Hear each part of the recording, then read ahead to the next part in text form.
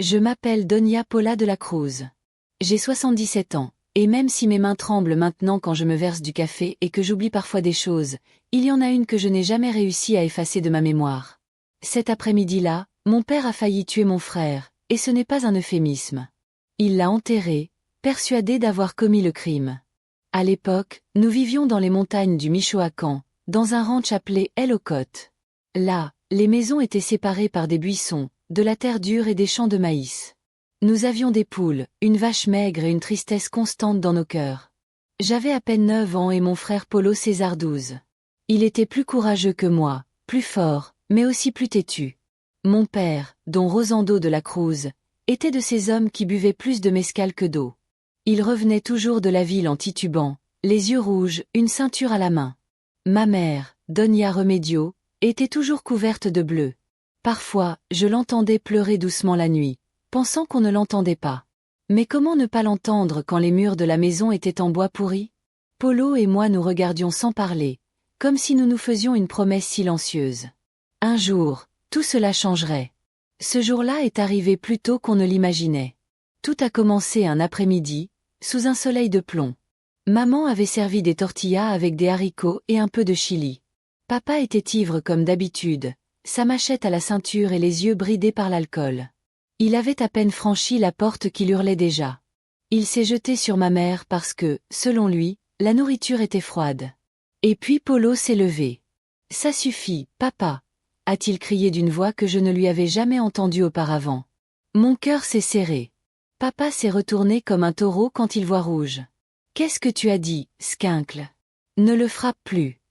C'est de la lâcheté. Oh mon Dieu! C'est là que l'enfer s'est déchaîné.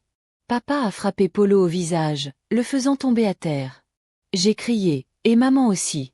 Mais Polo, têtu comme une mule, s'est relevé et lui a sauté dessus. Il l'a frappé au ventre. J'ai vu du sang sur les dents de papa quand il a ri. Ce n'était pas une bagarre, c'était une raclée. Papa l'a frappé à coups de poing, avec le pied de biche à sa ceinture, avec tout ce qu'il a pu trouver. Et quand Polo ne bougeait plus, quand son corps ressemblait à un sac abandonné, papa est resté là, en sueur et tremblant. Il l'a touché du bout du pied. Merde, je l'ai tué. Je me suis littéralement fait pipi dessus de peur. La peur m'a traversé comme un éclair.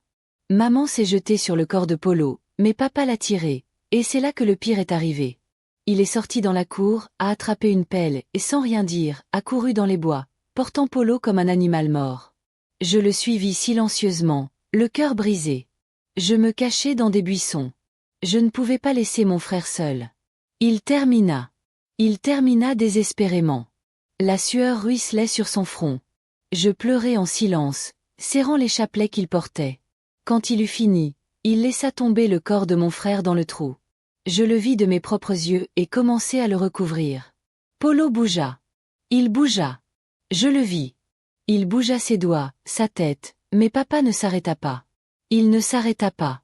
Juste à ce moment-là, au milieu de mon désespoir silencieux, quelque chose bougea de l'autre côté du bois. C'était un cheval, et sur lui se tenait un homme avec un chapeau à large bord et un visage effrayé. Il s'appelait Don Tiago, mais tout le monde l'appelait Tiang.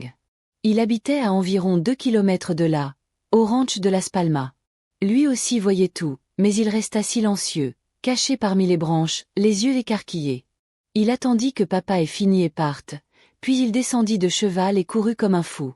Je sortis du bois aussi, en hurlant et en pleurant. Il est vivant, Tiao. Mon frère est vivant. Il ne dit rien. Il sortit juste la pelle et commença à creuser. Quand on le sortit enfin, Polo respirait à peine. Son petit visage était couvert de terre, de sang séché et de peur. Tiao le prit dans ses bras comme s'il était son propre fils et le mit sur le cheval. « Allons-y, ma fille, tu ne peux pas rester ici. » Et c'est ainsi que tout commença. Mais ce n'était que le début d'une histoire qui changea ma vie à jamais. Le cheval trébucha parmi les pierres du chemin tandis que la nuit nous engloutissait sans pitié. Je m'accrochais à la taille de Don Tio, tremblant de froid, de peur et de rage. Polo gisait comme un paquet devant lui, accroché à la vie par un fil si ténu que même le vent semblait capable de le briser. Nous ne parlâmes pas un mot. La montagne aussi était silencieuse, comme si elle savait que quelque chose de terrible s'était produit. Même les grillons s'étaient cachés. On n'entendait que le halètement du cheval et le craquement des branches sèches sous ses sabots. Don Tio n'était pas très bavard. Il était veuf, sans enfant, et vivait dans une vieille cabane qu'il avait construite de ses propres mains, cachée dans les rochers, où personne ne le cherchait.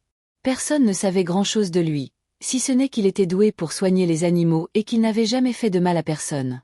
Arrivé à son ranch, il descendit Polo avec la sollicitude de quelqu'un qui porte un sein blessé. Je descendis aussi, les jambes si engourdies que je tombai à genoux. Don Tiao ouvrit la porte de la cabane, alluma une lampe à pétrole et me fit signe d'entrer. La pièce sentait le bois, les herbes séchées et la solitude. Il y avait un lit dans un coin, une table avec des bouteilles en verre remplies d'objets étranges, et 2 chaises bancales. Il déposa Polo sur le lit. Je m'approchai et lui pris la main. Elle était glacée, presque molle. Ses yeux étaient fermés, mais sa poitrine se soulevait et s'abaissait très lentement, comme s'il flottait entre 2 mondes. Don Tiago se pencha, vérifia ses côtes, son front, ses lèvres gercées, et fit claquer sa langue. Ils l'ont laissé comme un vieux chiffon, ma fille, mais il est vivant. Juste un peu, mais il est là. Je me suis mise à pleurer. Je n'ai plus pu me retenir. Je me suis laissé aller comme si j'avais pleuré pendant 9 jours au lieu de 9 ans. Tiao m'a laissé pleurer. Il m'a versé de l'eau chaude à la menthe et m'a laissé une couverture par terre. Aujourd'hui, tu vas dormir ici. Tu ne peux pas rentrer. Pas encore. Et ma mère? Demandai-je en larmes. Il n'arrivera rien à ta mère. Ton père ne voudra plus faire d'histoire ce soir. Mais toi, tu as tout vu. Il allait te faire du mal. Ne retourne pas dans cette maison tant que nous ne serons pas en sécurité. J'ai hoché la tête. J'ai ressenti une peur nouvelle, différente. Ce n'était pas seulement la peur de mon père, c'était la peur que ma vie ait changé à jamais, que nous ne puissions jamais revenir à la normale. Cette nuit-là, j'ai dormi par terre, écoutant la respiration rauque de mon frère et les pas de Tiao qui continuaient à faire les 100 pas. Il s'approchait sans cesse de Polo, s'humectant les lèvres, s'essuyant le front. C'était comme si cet homme que nous connaissions à peine était soudain devenu notre seul ange sur terre. Le lendemain matin, le soleil brillait à travers la fenêtre comme s'il ignorait ce qui s'était passé. Je me suis réveillé les yeux gonflés et l'estomac vide. Don Tiao était déjà dehors, en train de moudre du café avec ses mains calleuses. Ton frère dort encore. Il lui faudra un certain temps pour se réveiller, mais il va mieux. Penses-tu qu'il sera sauvé? Avec de la patience et de la foi. Oui, mais ce ne sera pas facile. Ce gamin a l'âme brisée. Les jours passèrent, et nous ne quittions pas la cabane. Tiao alla dans son champ de maïs. Il nous apporta des tortillas, des œufs et du lait chaud. Il m'apprit à faire du thé avec des feuilles sacrées et à soigner les égratignures avec du calendula. Chaque soir avant de se coucher, il me racontait des histoires de son enfance, lorsqu'il chassait le cerf à cheval dans les montagnes. Mais il n'a pas parlé de ce qui s'était passé une seule fois, jusqu'à ce qu'un après-midi, une semaine plus tard, Polo se réveille. Je faisais la vaisselle dans une bassine quand je l'ai entendu dire doucement « Où suis-je » J'ai laissé tomber l'assiette et j'ai couru le serrer dans mes bras. J'ai pleuré de nouveau, mais cette fois, c'était des larmes différentes. Des larmes de soulagement, d'amour, d'espoir. Polo était vivant.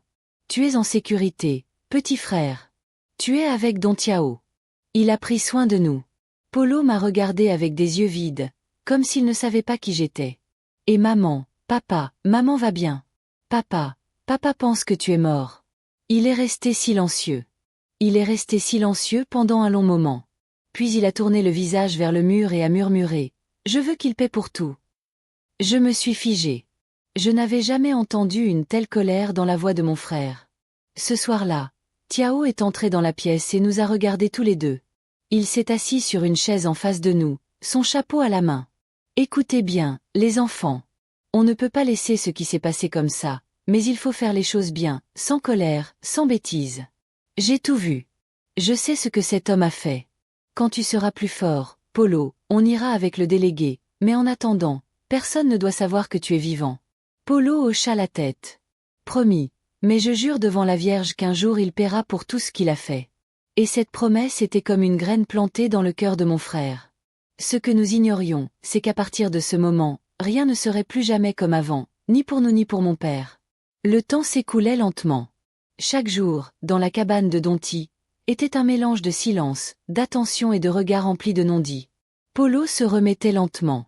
D'abord, il parvenait à s'asseoir dans son lit, puis à faire quelques pas, et en un mois, il marchait déjà comme une vieille âme, maigre, avec des cernes sous les yeux, mais avec une force dans le regard qu'il n'avait jamais eue auparavant. Je le voyais la nuit, assis près de la fenêtre, le regard fixé sur l'obscurité, comme s'il voyait par-delà les collines jusqu'à la maison où il était enterré vivant. Il ne parlait pas beaucoup, mais quand il le faisait, c'était d'une voix différente, plus grave, comme si la douleur l'avait soudain fait grandir. Pendant ce temps, dont Tiao et moi faisions ce que nous pouvions pour nous occuper. Il m'a appris à mieux lire. Il notait des choses dans un vieux carnet. Il disait que c'était bon pour ma tête et que ça m'empêcherait de devenir folle avec tout ce silence. Il m'a aussi appris à traire la vache, à distinguer les plantes médicinales et à faire des tortillas avec du nixtamal. Mais je ne pouvais m'empêcher de penser à ma mère. Elle s'en sortirait. Je savais que Polo n'était pas mort. Mon père l'aurait encore battu. Ces questions me rongeaient l'âme comme des souris dans du maïs. Un jour, Tiao m'a trouvé en train de pleurer derrière l'enclos. J'étais assise sur un rocher, les tresses de travers et les genoux écorchés à force de courir dans les herbes. Je n'en peux plus, Tiao. Je ne sais rien d'elle, pas un seul signe. Ne pleure pas, ma fille, dit-il en s'asseyant à côté de moi. Je vais au village tôt demain. Je vais voir comment va ta mère. Je te promets de t'apporter des nouvelles si je ne dors pas une minute cette nuit. Polo non plus. Il gardait les yeux ouverts comme s'il attendait une balle qui n'est jamais venue. J'avais peur que Tiao ne revienne pas, mais il est revenu. Alors que le soleil pointait à peine au-dessus des montagnes, nous l'avons vu apparaître au loin avec son vieux chapeau et sa démarche fatiguée. J'ai couru vers lui comme si c'était mon propre grand-père. Et ma mère va bien? Tu l'as vue? Tiao m'a caressé la tête et s'est penché pour me regarder dans les yeux. Ta mère est vivante. Elle a des bleus, mais elle est encore debout. Il ne sait pas que tu es là. Il pense que tu es parti avec un proche. Et il pense que Polo a été enterré. J'ai senti un nœud dans ma poitrine, si fort que j'avais du mal à respirer. Et papa, ton père est resté silencieux. Depuis cette nuit-là, il ne t'en a plus parlé. Il erre dans le ranch comme une âme en peine, mais il ne soupçonne personne de l'avoir vu. Et si tu le dénonces, tu as tout vu. Tonton m'a regardé tristement. Aucune preuve. Ça ne sert à rien, Paula. Il peut dire que c'était un accident, que le gamin s'est cogné, qu'il s'est enfui. Mais si Polo se présente et raconte toute sa propre voix, alors oui, on pourra l'emmener au délégué. Ce jour-là, Polo a tout entendu, et c'était la première fois qu'il disait fermement « Je suis prêt ». « Non, mon gamin, pas encore », a répondu tonton fermement. « Es-tu en vie ?»« Oui, mais tu n'es pas encore fort. Tu dois être entier et garder la tête froide. Attendons encore un peu. » Polo ne dit rien, se contentant de serrer les poings. Les jours suivants, il commença à écrire ce qui s'était passé. Il le fit dans le carnet de Tio. Il détailla chaque coup, chaque mot, chaque pas de papa pendant qu'il le portait et l'enterre. Il me demanda de faire de même de mon point de vue. Nous voulions être sûrs que le moment venu, nous ne manquerions aucun détail. Tio nous aida à organiser nos pensées. Il disait qu'un témoignage sans ordre se perdrait dans le brouhaha. C'est lors d'une de ces nuits d'écriture que Polo s'approcha de moi et me dit quelque chose qui restera gravé dans ma mémoire à jamais. Tu le détestes aussi, n'est-ce pas? Je restai silencieuse. Je ne savais pas comment exprimer ce que je ressentais. Je ne sais pas si je le déteste, Polo, mais je sais que je n'ai plus peur de lui.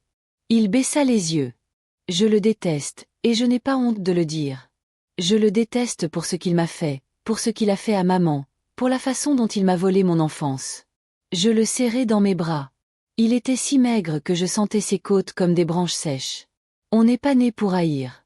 Ne laisse pas ça t'empoisonner. Polo ne répondit pas, mais cette nuit-là, il rêva de mon père. Il se réveilla en hurlant, couvert de sueur.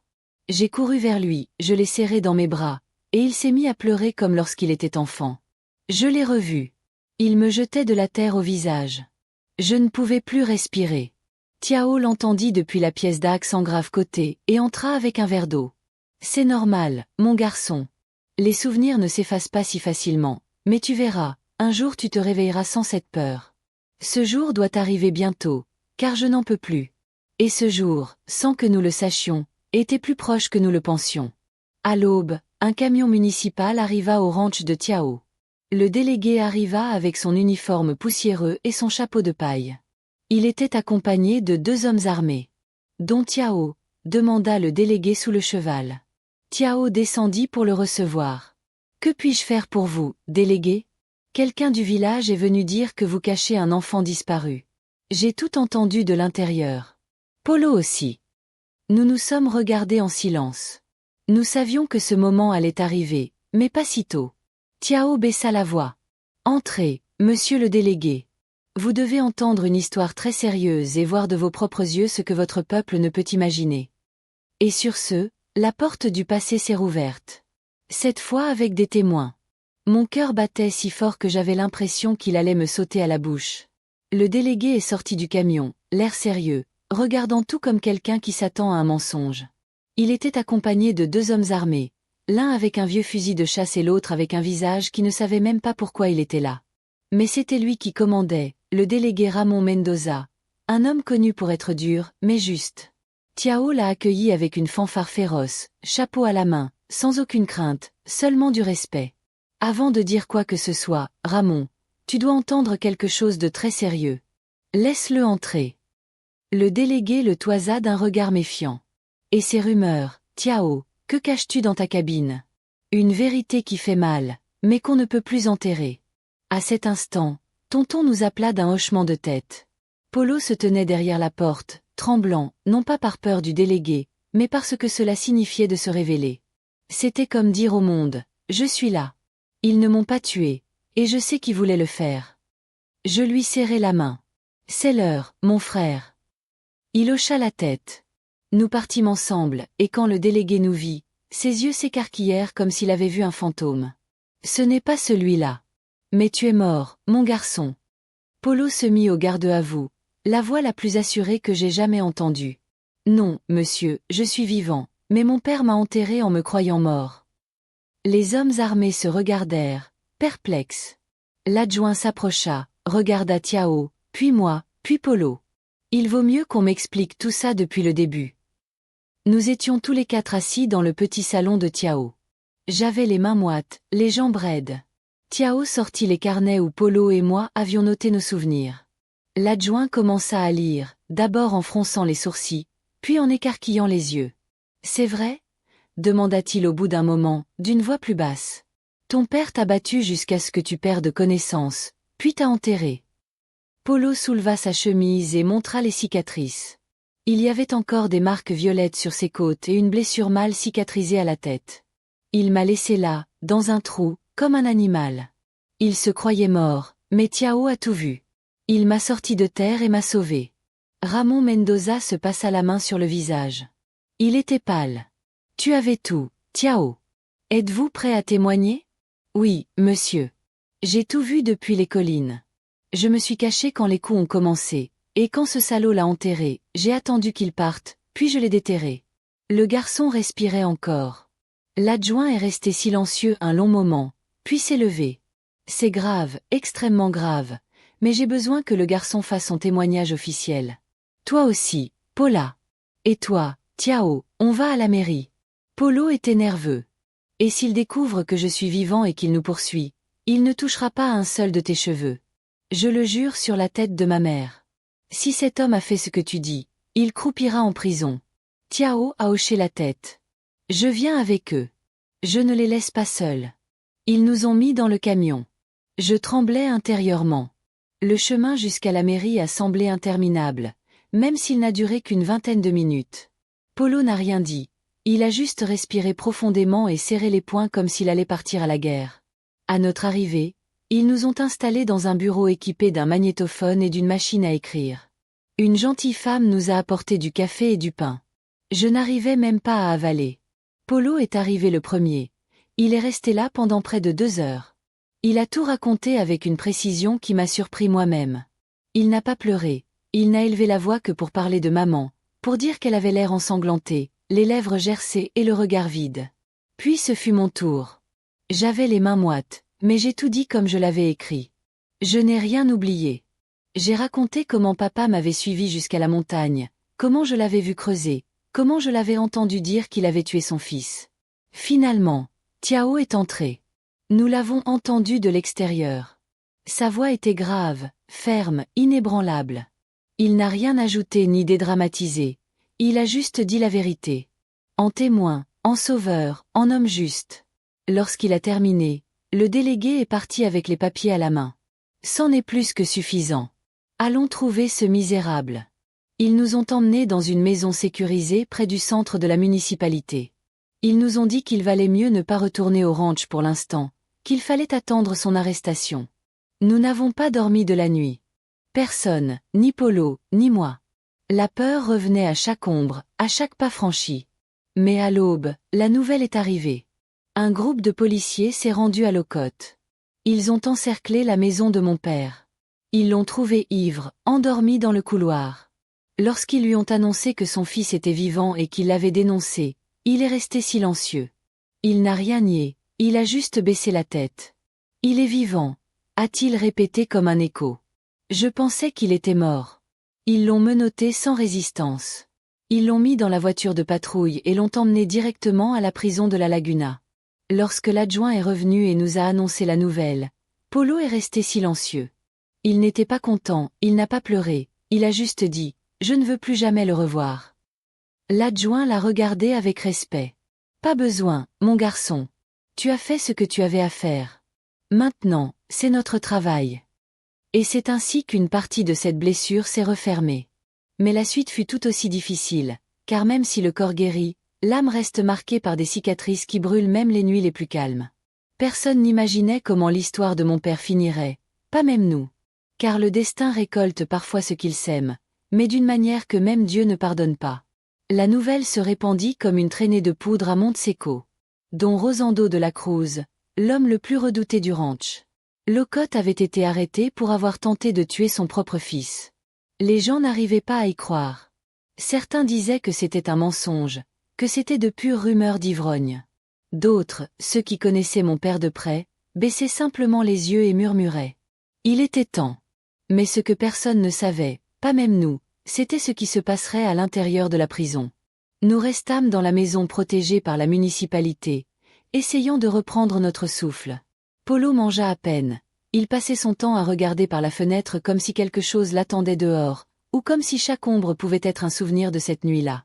Je me demandais ce qu'il advenait de maman tous les jours. Le délégué avait envoyé 2 agents la voir. Ils lui ont dit que Polo était vivant et que nous étions sains et saufs. Elle s'est évanouie en l'apprenant. Elle a pleuré comme si son âme l'avait quittée et s'est excusée seule. Nous voulions la voir, mais ce n'était pas encore sûr. L'atmosphère à la rancheria était tendue. Beaucoup d'entre eux étaient des amis de mon père, et même s'ils savaient qu'il était violent, ils n'aimaient pas qu'on dévoile ses secrets. Comme il l'avait dit, c'est le 3e jour après l'arrestation que le délégué Ramon Mendoza est arrivé, le visage pâle et la voix brisée, a frappé à la porte de la maison où nous étions et a demandé à nous parler. « Les gars, asseyez-vous. » J'ai ressenti un frisson. Polo a croisé les bras et s'est dressé comme une statue de pierre. Son père est mort ce matin. J'ai expiré involontairement. Polo n'a pas cligné des yeux. « Comment ?» ai-je demandé d'une voix faible. « Ils l'ont tué en prison. » Il y a eu un épais silence. « Qui ? Pourquoi ?» demanda Tiao en fronçant les sourcils. Le délégué baissa la voix. Lorsqu'ils l'amenèrent, l'un des détenus reconnut son nom de famille. Il s'avère qu'il y a des années, dont Rosendo avait battu un homme dans un bar d'Uruapan, le laissant paralysé. Cet homme mourut peu après, et son frère, aujourd'hui en prison, ne l'oublia jamais. Il l'attendait et la nuit dernière, avec d'autres détenus, ils l'ont tabassé. Il n'a pas survécu. Je me suis couvert la bouche. Je ne savais pas si je devais pleurer, crier ou me taire. Et tu crois que c'est ça la justice ? Lâcha Polo, les yeux brillants. Le délégué le regarda tristement. Je ne sais pas si c'en est une, mon fils, mais je sais que l'homme qui t'a fait du mal ne pourra plus jamais toucher personne, ni toi, ni ta sœur, ni ta mère. Polo baissa la tête, sans verser une larme, dit simplement. Il est parti sans demander pardon, sans se retourner.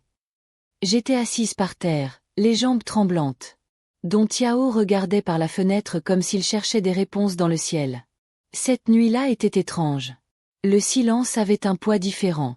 Ce n'était pas de la peur, c'était quelque chose de plus étrange, comme un mélange de soulagement et de tristesse. Car même si nous savions que papa ne pouvait plus nous faire de mal, sa mort n'avait pas effacé ce que nous avions vécu, n'avait pas exhumé l'enfance qu'il nous avait volée. « Il te manque ?» m'a demandé Polo, allongé sur le lit à côté de moi. « Je ne sais pas. Ça me manque d'avoir un bon père, celui que nous n'avons jamais eu. Il hocha la tête. Parfois, j'aimerais le détester davantage, mais je n'ai plus rien. Les jours passèrent. Le délégué a fait venir maman. Lorsqu'elle franchit cette porte, vêtue de sa vieille robe et les yeux pleins de larmes, je me jetai dans ses bras comme quand j'étais petite. Elle sentait le bois, le maïs et la douleur. Nous nous sommes serrés tous les trois dans les bras comme pour recoller les morceaux. Mon garçon, ma fille, pardonne-moi de ne pas t'avoir protégé. Ce n'était pas ta faute, maman, lui dit Polo. Il nous avait tous ligotés de peur. Nous sommes restés blottis l'un contre l'autre pendant un long moment. Aucun de nous ne voulait se séparer. C'était comme si, par le toucher, nous pouvions nous convaincre que nous étions encore en vie. Maman est restée avec nous quelques jours. Le gouvernement lui a proposé de l'aider à déménager dans une autre ville, loin du ranch, pour prendre un nouveau départ. Nous avons accepté. Personne ne voulait retourner dans cette maison ni voir les murs chargés de sombres souvenirs. Doniao fut celui qui souffrit le plus de ses adieux. Même s'il ne les exprima pas avec des mots. Je sais qu'il s'est attaché à nous. Il se souciait de nous comme si nous étions de sa propre chair. Le matin de notre départ, il se tenait près du camion, son chapeau à la main. Tu as ta maison ici pour toujours, même au fil des ans. Je serai là avec du café chaud et des mots gentils. Merci, Tiao, dit maman. Nous n'oublierons jamais ce que tu as fait pour mes enfants. Polo le serra fort dans ses bras, les yeux fermés, sans rien dire. Parfois, le silence est plus éloquent que 1000 mots. Alors nous sommes partis vers une autre ville, avec un nouveau nom de famille pour nous protéger et des cicatrices invisibles, mais douloureuses à chaque anniversaire, à chaque bruit de ceinture, à chaque longue ombre dans la nuit. Ce jour-là, j'ai compris quelque chose qui allait me rester gravé toute ma vie. Parfois, la justice arrive tard, elle arrive sale, elle arrive brisée, mais elle arrive. Et parfois, comme dans notre cas, la justice porte un nom d'homme. Eh bien, son nom est Tiao.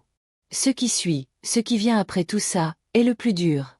Apprendre à vivre, apprendre à guérir, apprendre à ne pas avoir peur. Mais ça aussi, c'est possible.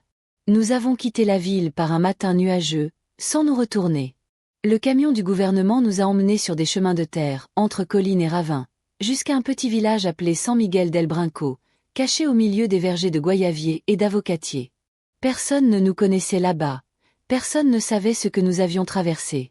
Et ça, c'était comme renaître. On nous a donné une maison simple, des murs en adobe, un toit en tôle, et un grand terrain qui pouvait contenir tout ce que nous n'avions jamais eu. Le silence, la paix et un peu d'espoir. C'était un prêt du DIF, District d'éducation, en attendant que maman trouve un emploi. Les premiers jours ont été étranges. Nous marchions lentement, comme si le sol était neuf, comme si nous avions peur qu'au coin de la rue, mon père apparaisse, l'épée à la main et le regard plein de haine. Nous dormions peu. Polo faisait des cauchemars, et moi aussi. Maman se levait à minuit pour allumer une bougie, priant doucement, comme si sa foi pouvait chasser les fantômes. Mais petit à petit, nous avons commencé à respirer. Les rues étaient calmes, les voisins respectueux. Donia Chela, une femme plus ridée que de la mahorque séchée, fut la première à nous accueillir. Elle nous apporta une assiette d'enchilada verte et une gourde d'eau jamaïcaine. Que Dieu vous bénisse, mes enfants. Nous venons tous ici avec quelque chose. Ne vous sentez pas seul. Polo lui sourit pour la première fois depuis des jours.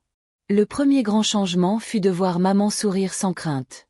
Elle commença à vendre des tamales sur la place le dimanche. Elle les préparait avec de la feuille de santal et de la sauce aux prunes, comme sa grand-mère le lui avait appris. Les gens faisaient la queue pour les acheter. Elle me demandait de compter la monnaie, et j'envoyais Polo chercher le nixtamal. Pulo. Pour lui, c'était une autre histoire. Au début, il s'isolait, partant dans les collines avec un carnet et un stylo. Il passait des heures assis sous un arbre à écrire. Je ne savais jamais ce qu'il écrivait. Un jour, je lui ai demandé, et il m'a répondu, « Je me remets les idées en place. Il y a des choses là-dedans que je ne veux pas faire exploser. » J'avais peur qu'il reste coincé dans le passé, mais j'ai compris que chacun guérit à sa façon. C'est un professeur de lycée qui l'a remarqué. Don Aurelio, un homme à la voix grave et au regard bienveillant, lisait un de ses écrits que Polo avait accidentellement laissé sur un banc. « C'est toi qui as écrit ça ?» demanda-t-il le lendemain. Polo baissa les yeux. « Oui, mais ce n'est qu'un brouillon. » Don Aurelio lui posa la main sur l'épaule. « Petit, tu n'écris pas. Tu saignes sur le papier. Il faut partager ça. » Et c'est ainsi que Pablo commença à lire dans les cercles de lecture de la ville. Il se promenait, son carnet à la main, se tenait devant des adultes, des jeunes et des enfants, et racontait des histoires. Il ne disait pas qu'elles étaient les siennes, mais nous le sentions tous. Les gens l'écoutaient en silence. Certains pleuraient, d'autres applaudissaient à la fin, les larmes aux yeux. Un jour, une femme s'approcha de lui et lui dit « Merci, mon garçon. Tu m'as rappelé qu'il est possible de survivre. » Je l'ai vu. Florez, chaque mot qu'il prononçait était comme une nouvelle pousse dans le sol sec de son âme. 1 an après notre arrivée, maman a pu louer une petite maison plus décente, avec un plancher en dur et des fenêtres grillagées. J'ai commencé l'école au village. J'aimais étudier. Je rêvais d'être institutrice, d'aider les filles comme moi, qui avaient dû grandir trop tôt. Un après-midi, nous avons reçu une lettre qui nous a fait mal au cœur. Elle venait d'Ellicott. Elle était de Doncion. Mes enfants, il ne se passe pas un seul jour sans que je pense à vous. Ici, tout est toujours aussi calme, mais la forêt ne me fait plus aussi peur depuis que vous m'avez laissé la foi. Le maïs a bien poussé cette année. La plantation de café a prospéré comme elle ne l'avait pas fait depuis la mort de Malup.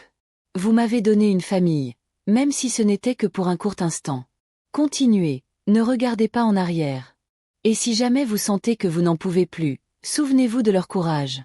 Je les attendrai toujours ici. Tiao. Maman a pleuré en le lisant. Je l'ai gardé parmi mes livres comme un petit bout de chez moi qui ne s'efface jamais. Ce jour-là, Polo m'a dit quelque chose qui m'a marqué. Tu sais, Po? Je pense que nous survivons pour quelque chose de plus grand que simplement vivre. Que veux-tu dire? Lui ai-je demandé. Pour témoigner, afin que personne d'autre n'ait à vivre ce que nous avons vécu en silence. Et il l'a fait.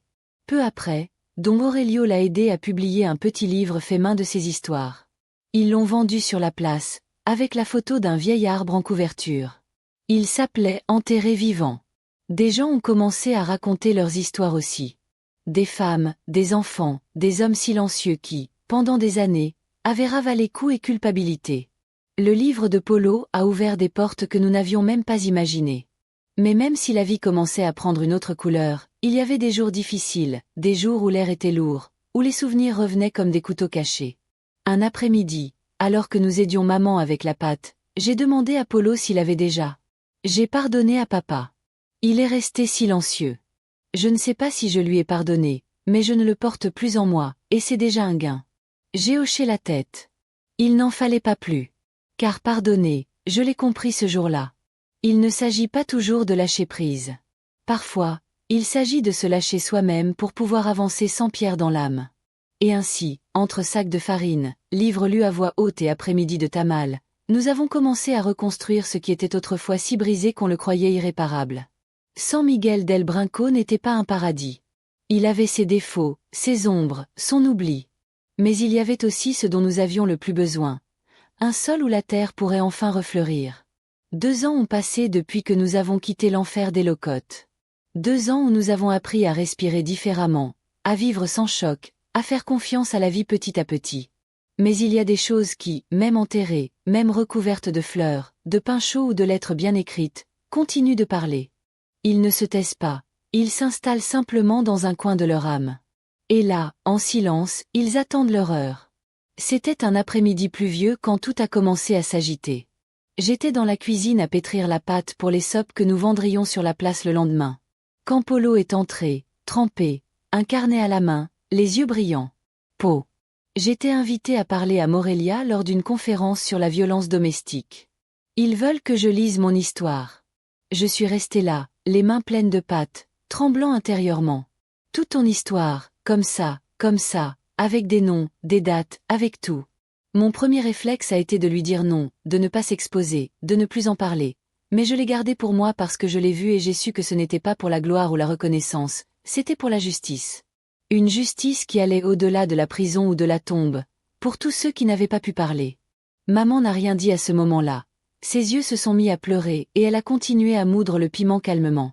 Mais cette nuit-là, alors que tout le monde dormait, je l'ai entendu prier plus fort que jamais. Mon Dieu, donne-lui de la force, protège-le, ne le laisse pas s'effondrer à nouveau. La conférence se déroulait dans une grande école au haut plafond et aux murs couverts de fresques colorées. Doña Chela et Don Aurelio nous accompagnaient. Tiao n'a pas pu venir, mais il a envoyé une lettre bénissant chaque mot prononcé par Polo. Il y avait tellement de monde, des femmes avec leurs enfants, des professeurs, des élèves, et même des policiers en civil.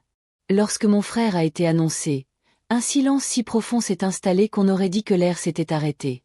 Polo est monté sur scène, son carnet usé à la main, a pris une grande inspiration, a regardé le public et a commencé. Je m'appelle Polo César de la Cruz. J'ai 16 ans, et à 12 ans, mon propre père m'a laissé pour mort et m'a enterré vivant. La foule s'est figée. Certains ont cru à une métaphore jusqu'à ce qu'il commence à raconter les détails. Le bruit de la hévilla, les cris de maman, le silence au sol. Je ne suis pas mort. J'ai été sauvé par un voisin qui a eu le courage que d'autres n'ont pas eu. Et à partir de ce moment-là, j'ai décidé qu'un jour je parlerai, car le silence aussi tue. Il y a eu des larmes, beaucoup. Un homme grand en chemise à carreaux s'est couvert le visage des mains. Une petite fille serrait sa maman fort dans ses bras, et j'ai pleuré en silence, serrant les mains de maman, regardant mon frère devenir plus grand que son histoire. Après la lecture, des gens sont venus le serrer dans leurs bras, le remercier et partager leur propre souffrance. C'était une longue file d'attente, pleine de confessions. Mon père m'a brûlé avec une cigarette. Ils m'ont enfermé dans l'enclos avec les cochons. Je l'ai dénoncé, mais personne ne m'a cru. Et chaque mot était un écho de ce que nous avions vécu, mais maintenant nous n'étions plus seuls. Quelques jours plus tard, un journal local a publié un article sur la conférence. Il a tellement attiré l'attention qu'une chaîne de télévision a demandé à l'interviewer. Polo a refusé. Il disait qu'il ne voulait pas de célébrité, qu'il ne voulait pas que son histoire soit utilisée de manière sordide. Je parle pour que quelqu'un d'autre ose vivre, m'a-t-il confié. Mais cette visibilité a apporté quelque chose d'inattendu. Un jour, en rentrant de l'école, nous avons trouvé une enveloppe jaune sur le pas de notre porte, sans adresse de retour. À l'intérieur, une lettre manuscrite à l'écriture tremblante. Polo, je suis le fils de la femme que ton père a violée en 1983. Je n'ai jamais su son nom, seulement qu'elle était jeune et qu'elle vivait dans le ranch voisin. Ma mère est morte en couche. J'ai été élevée par ma grand-mère, qui m'a toujours dit que j'étais un enfant du diable. J'ai lu ton histoire, j'ai pleuré, ça m'a fait mal, mais ça m'a aussi donné de la force. Tu n'es pas seul. Moi aussi, je suis le fils d'une blessure. J'ai senti une boule dans ma gorge. Polo était sous le choc, lisant et relisant la lettre comme s'il voulait tout comprendre de ces quelques lignes. Combien y en a-t-il d'autres? Demanda-t-il doucement. Plus que nous ne l'imaginions, lui dis-je. Et puis, nous avons compris que l'histoire de mon père n'était pas seulement la nôtre. C'était une longue ombre qui avait laissé des enfants sans père, des femmes sans voix et des blessures non cicatrisées. Au fil du temps, Polo et Don Aurelio ont créé un groupe appelé Voix du Sud, où jeunes et adultes pouvaient raconter leurs histoires, les écrire et les partager. Ils se réunissaient le samedi à la bibliothèque. J'aidais à servir le café et le pain de maïs. Les gens venaient de partout. Une femme qui avait échappé à son mari violent après 30 ans. Un garçon qui vivait dans la rue depuis l'âge de 9 ans. Une fille qui pouvait à peine parler de peur, mais qui dessinait comme si son âme se vidait à chaque trait. Et ainsi, petit à petit, nous avons construit quelque chose de beau à partir des morceaux brisés. Un jour, alors que nous accrochions des affiches pour le groupe sur la place, Polo s'est approché de moi et m'a dit « Tu te souviens quand je croyais que tout était perdu ?» Bien sûr que si. On pleurait tous les soirs. Eh bien, maintenant je sais que rien n'est perdu si on décide de se battre. Peut-être pas pour changer le passé, mais pour que l'avenir ne soit plus le même. Je l'ai serré dans mes bras. Il était plus grand que moi, plus fort, plus sage, mais dans mon cœur, il restait le garçon enterré vivant qui avait décidé de renaître. Et oui, les voix du passé ne se taisent pas, mais maintenant elles chantent. Le temps passait comme dans les villages, lentement sur l'horloge, mais vite sur la peau. Nous n'étions plus les mêmes enfants qui arrivaient tremblants à San Miguel del Brinco. À 17 ans, je me préparais déjà à passer le concours du FEM-Monty. Je suis entrée à l'école normale rurale avec le rêve de devenir institutrice. À presque 19 ans, Polo était devenu une figure emblématique de la région, où il était auparavant considéré comme le garçon à la triste histoire.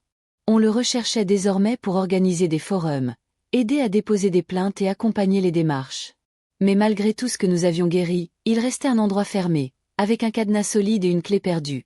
Locotte, ce bout de terre où nous sommes nés, où tout était brisé, où mon frère a été enterré vivant et où maman a failli mourir de tristesse. Nous n'y sommes jamais retournés, nous n'en avons presque pas parlé, comme s'il s'agissait d'un lieu maudit évoqué à voix basse pour ne pas réveiller les morts. Jusqu'au jour où nous avons reçu une autre lettre. Mais cette fois, ce n'était pas de quelqu'un qui cherchait du réconfort, mais de quelqu'un qui nous appelait à revenir. Polo et Paula, je vous écris de la part de la communauté. Il y a un mois, Doña Chepina, la camarade qui habitait en face de chez vous, est décédée. Dans son testament, elle stipulait que vous étiez les propriétaires légitimes du terrain de Don Rosando et que, si vous le souhaitiez, vous pouviez y retourner une dernière fois avant qu'il ne soit envahi par la forêt. Personne n'y habite depuis des années. La maison tombe en ruine, mais la terre, continue de nous donner. Vous saurez quand il sera temps de revenir. Tiao. J'ai lu la lettre à voix haute. Maman est restée silencieuse.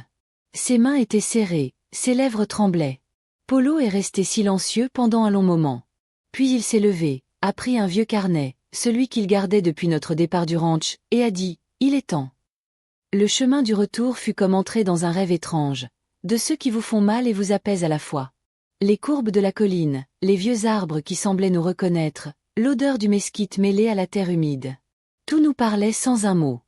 En arrivant au ranch, la première chose que nous avons vue fut le portail rouillé, le même que papa enchaînait chaque soir. La chaîne avait disparu, seul le cadre restait, suspendu comme une vieille mâchoire. La maison, mon Dieu! La maison n'était que poussière et silence. Le toit était troué. Les murs étaient envahis par les plantes grimpantes. Et à l'entrée, un mesquite tordu poussait, semblant l'embrasser. Polo n'entra pas tout de suite. Il resta là, fixant tout avec un mélange de fureur et de nostalgie. Je suis entré. Il y avait la table où nous mangions en silence, le coin où maman s'asseyait pour prier, l'ombre où papa accrochait sa machette, toute couverte de toiles d'araignée et de feuilles mortes, mais intacte dans ma mémoire. Polo entra dans la chambre où nous dormions, toucha le lit en bois cassé, se pencha et ramassa une petite pierre que nous avions peinte à la détrempe bleue. « Enfant. Tu te souviens ?» me dit-il d'une voix brisée. Nous l'avons enterré là quand nous avons prêté serment. Nous ne le laisserons jamais prendre nos âmes, ai-je ajouté, les larmes aux yeux. Nous sommes allés dans la cour. Il y avait le puits, la vieille balançoire, et au-delà, le bois où tout s'est passé, l'endroit où mon père a creusé un trou, où il a abandonné le corps de son fils comme un déchet. Nous nous sommes approchés lentement. Tu avais laissé là une croix en bois, simple, sans nom. Il y était écrit seulement « Ici la peur est morte ». Polo s'est agenouillé devant.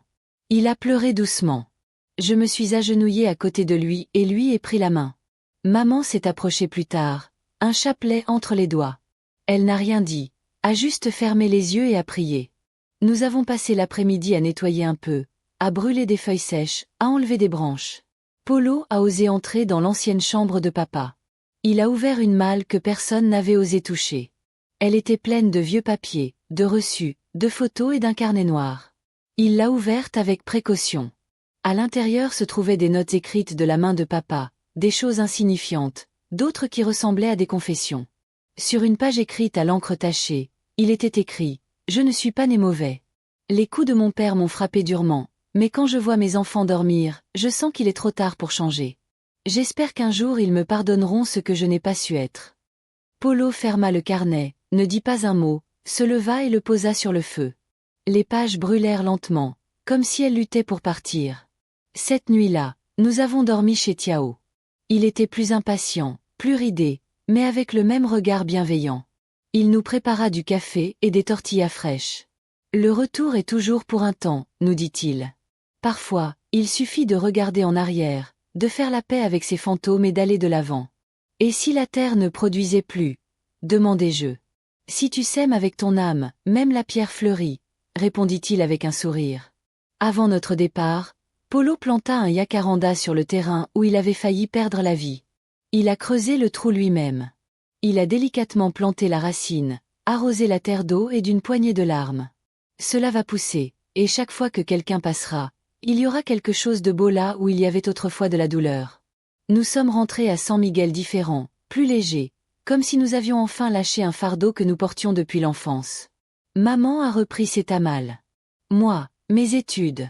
Polo a continué à écrire, mais sur un ton différent. Ses lettres ne saignaient plus. Elles ont fleuri. Et ainsi nous avons appris qu'on ne guérit pas en oubliant. On guérit quand on a le courage de regarder la douleur dans les yeux et de dire « Tu n'es plus responsable ». Car retourner là où tout était brisé et en ressortir debout est aussi une forme de renaissance. Le jacaranda que Polo avait planté sur ce morceau de terre où son corps était autrefois enseveli dans la peur et le silence a commencé à germer. Moins d'un mois s'était écoulé depuis notre retour à Elaoté que nous avons reçu une photo sur nos téléphones portables. C'était Tiao, avec son sourire édenté, debout près du petit arbre qui s'élevait à peine à quelques mètres du sol. Il a déjà pris racine, écrivait-il. Comme toi. Cette phrase m'est restée en tête pendant des jours, car nous avions l'impression que quelque chose en nous avait enfin pris racine, une racine nouvelle et saine, libérée du poison qui nous habitait autrefois. Mais s'enraciner, c'est aussi rester. Et même si mon cœur était en paix, une partie de moi ressentait qu'il manquait encore quelque chose, comme une dette impayée, mais avec l'avenir. C'est Polo qui l'a dit un soir, autour d'un café avec maman, sous les étoiles. Je veux travailler avec les enfants du ranch Elocott, a demandé maman en haussant les sourcils. Avec eux, et avec ceux d'ici aussi. Je veux commencer par ce que personne n'a jamais fait pour nous, les écouter. C'est ainsi qu'est né ce qu'il a appelé New Route, un petit atelier d'écriture, d'art et de conversation pour garçons et filles vivant dans des communautés où la violence était étouffée ou masquée par des prières et des tortillas chaudes. Dont Aurelio, l'enseignant qui l'accompagnait depuis le début, a été le premier à le soutenir. Ils se sont associés à une organisation civile et ont obtenu 2 tableaux noirs, des livres donnés et un vieux corps qui ne fonctionnait que lorsqu'on le frappait de côté. Ils ont commencé à San Miguel une fois par semaine. Le samedi matin, la cour de la bibliothèque s'emplissait de rires, de crayons, de papier froissé et de questions blessantes. Mon père a tort de crier sur ma mère. Mon oncle me touche, mais il me dit que c'est un secret. Je veux être comme toi, Polo, écrire des choses qui font ressortir ce que j'ai en moi. J'avais envie de tous les serrer dans mes bras. Parfois, je le faisais. Parfois, je pleurais avec eux et je leur disais, « Tu n'es pas seul, tu n'es pas fou. » Ce n'est pas leur faute. Polo avait le don, non seulement d'écrire, mais aussi d'écouter sans juger, de faire sentir à chaque enfant que sa douleur valait la peine, que ses mots comptaient, que le silence n'était pas sa seule option. Un jour, après une séance difficile avec un garçon qui venait d'un foyer où son beau-père l'avait enfermé dans un poulailler, Polo s'est assis à côté de moi, les yeux humides. Et si ce que nous faisons ne suffit pas? Et si nous ne suffisions pas? Je lui ai pris la main. Un seul suffit, mon frère. Un qui vit, qui est sauvé, qui parle. Avec un seul mot, tu as déjà accompli un miracle. La rumeur de ce que nous faisions est parvenue à Elocott, à notre surprise, non pas par rejet, mais par curiosité. Un jour, Tiao nous a envoyé un mot. Un groupe de mères d'ici souhaite leur venue. Elles disent avoir des enfants, devoir se libérer de ce qu'elles portent, savoir que le silence ne les a protégées de rien. Le visage de maman s'est vidé lorsque nous l'avons lu à voix haute. « Retournez travailler là-bas », demanda-t-elle à la terre qui les avait presque engloutis. Mais cette fois, il n'y avait aucune peur dans nos réponses, seulement de la conviction. Maintenant, c'est nous qui semons, nous ne sommes plus enterrés. La première séance à Elocott a eu lieu dans la même école rurale où j'avais appris à lire au milieu des cris et des coups à la maison. C'était une vieille salle de classe avec des tableaux noirs poussiéreux et des bancs gravés de cœurs et d'insultes. Les enfants sont arrivés timidement. Beaucoup étaient des enfants ou des petits-enfants de personnes qui connaissaient notre père. Certains se souvenaient même de lui. « Êtes-vous le fils de Don Rosando ?» demanda une fille maigre, les yeux plus grands que le corps. Polo se pencha à sa hauteur. « Oui, mais je ne suis pas lui. » Elle sourit timidement. « C'est formidable, vous parlez magnifiquement. » Ce jour-là, nous entendîmes des histoires qui semblaient tout droit sorties de nos souvenirs. Un garçon qui dormait dans le poulailler pour éviter les disputes de ses parents. Une fille qui urinait toutes les nuits depuis que son oncle s'était glissé dans son lit. Un adolescent qui pleurait en se rappelant comment sa mère se tenait devant la machette de son père pour le protéger. Et Polo écoutait. Il les faisait écrire, dessiner, inventer des mondes où les cris et les lanières de cuir n'existaient pas. Personne ne vous juge ici. Il leur disait, ici, vous pouvez laisser sortir ce qui brûle en vous. Chaque séance était une sorte de messe, mais sans religion, seulement la foi dans la parole, dans la tendresse, dans la possibilité que les enfants redeviennent des enfants. Je les ai aidés à écrire des lettres qu'ils ne savaient pas à qui adresser. Certaines étaient destinées à leurs parents, d'autres à Dieu, d'autres encore à eux-mêmes. Un enfant a écrit « Mon cher, du futur, j'espère que tu es heureux.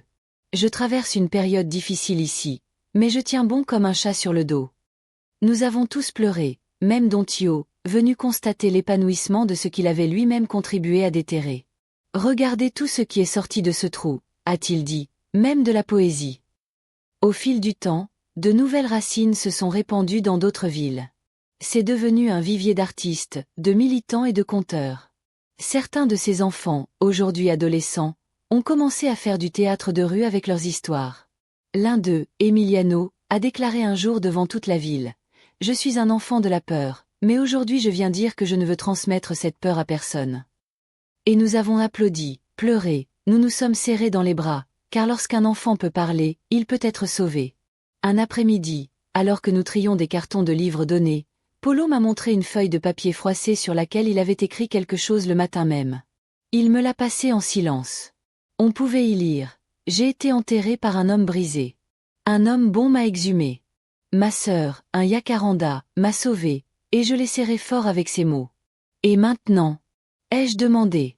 Il est temps de planter d'autres arbres pour que personne d'autre n'ait à écrire depuis sa tombe. » Et j'ai alors compris que telle était notre mission.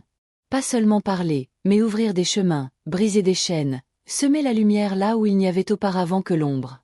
Car la terre qui tentait autrefois de nous engloutir est désormais celle qui soutient nos racines. Le yacaranda que Polo avait planté cet après-midi-là dans le Genocote, avec ses branches qui s'élevaient comme des bras vers le ciel et ses fleurs violettes qui tombaient doucement au sol, comme si la terre elle-même libérait ses chagrins. Chaque année, il s'épanouissait davantage, comme s'il savait que là, dans les montagnes, la douleur s'était heurtée à la vie et avait perdu.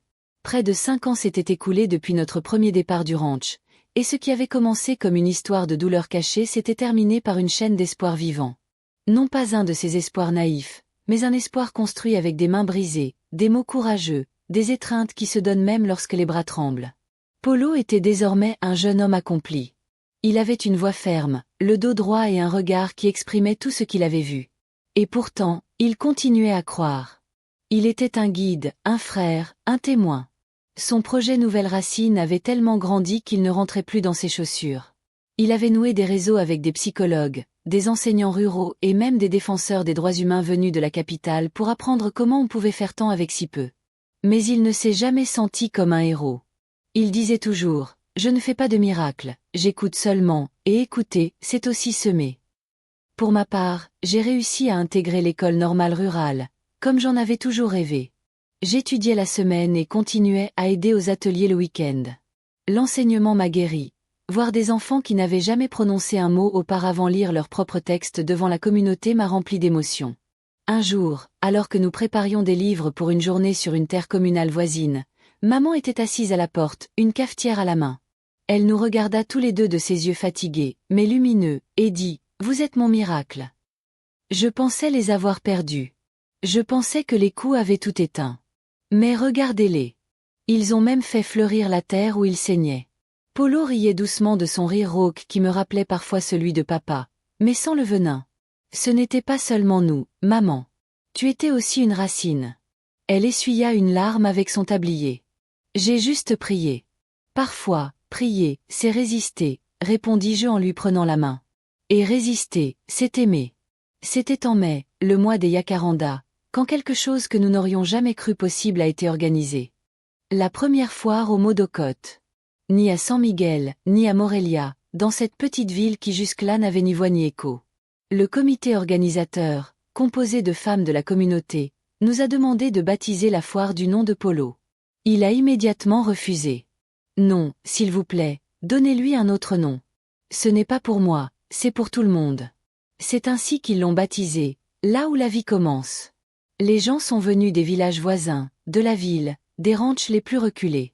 Ils ont installé des tentes avec des livres, joué des pièces de théâtre avec des marionnettes en papier et des stands où les enfants vendaient des dessins avec des phrases apprises en atelier. L'un d'eux disait: « Ici, on ne crie plus avec courage, ici, on parle avec le cœur. » Polo a ouvert la foire par un discours bref, mais qui a résonné comme le tonnerre dans un ciel sec. Cet endroit où j'ai cru mourir est désormais le berceau d'histoire. Si vous êtes ici, si jamais vous avez eu l'impression que personne ne vous écoutait, cet espace est le vôtre. Votre parole est une graine. Votre vérité est une racine. Et même s'il voulait t'enterrer, il ne savait pas que tu étais aussi une graine. Les gens se sont levés pour applaudir. Beaucoup ont pleuré, d'autres se sont serrés dans les bras.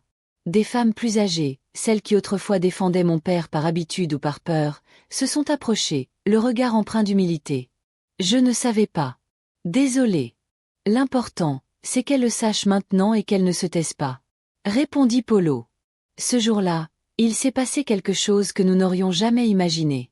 Au milieu de la foire, un jeune homme d'une vingtaine d'années s'est approché de nous, grand, aux cheveux noirs, le regard rempli d'une expression difficile à expliquer. Il tenait un carnet à la main. Nous l'avons reconnu grâce à la lettre. C'était J, le fils de la femme dont papa avait volé la vie en 1983. Il nous regarda, légèrement tremblant. Polo fit un pas vers lui. « C'est toi. » Le jeune homme hocha la tête. « Je suis venu te regarder dans les yeux, te remercier, car ton histoire m'a fait oublier ma honte. Elle m'a fait comprendre que je ne suis pas ce qu'il m'a laissé, mais ce que j'ai choisi de construire. » Polo le serra dans ses bras. Moi aussi. Nous pleurâmes tous les trois, parmi les livres et les enfants jouant avec des marionnettes. Tu sais, lui dit Polo. Parfois, je pense que papa a laissé trop de blessures, mais si de telles choses naissent de ces blessures, alors, même s'il ne le sait pas, il a fini par nous aider à construire quelque chose de bien. Non pas de sa propre volonté, mais grâce à notre résilience. Quincota lui tendit son carnet. Il était rempli de poèmes. L'un d'eux disait « Je suis né de la peur, mais je ne l'ai pas hérité. Mes bras ne tremblent plus, ma voix ne se cache plus, et mon âme, même si elle porte des cicatrices, c'est qu'elle n'est pas seule. » À la fin de la cérémonie, alors que le soleil se couchait derrière les collines et que le jacaranda avait déjà libéré des dizaines de fleurs, maman s'approcha de nous avec un sourire serein. « Je reviendrai. Chaque larme, chaque nuit blanche, chaque prière nous ont amenés ici. » Polo regarda l'arbre, puis moi, puis le ciel. « Oui, maman. » Ici, la peur prend fin et la vie commence, dis-je, complétant la phrase comme lorsque nous jouions à finir nos pensées. Nous nous tenions tous les trois la main, formant un cercle solide, vivant et pur. Et tandis que les fleurs de lilas tombaient lentement à nos pieds, je sus qu'il n'y avait plus rien à craindre. Parce que la douleur ne nous avait pas vaincus, parce que la terre qui avait autrefois tenté de nous engloutir nous soutient maintenant avec amour. Et parce que le véritable amour non seulement guérit, mais nous apprend aussi à nous épanouir.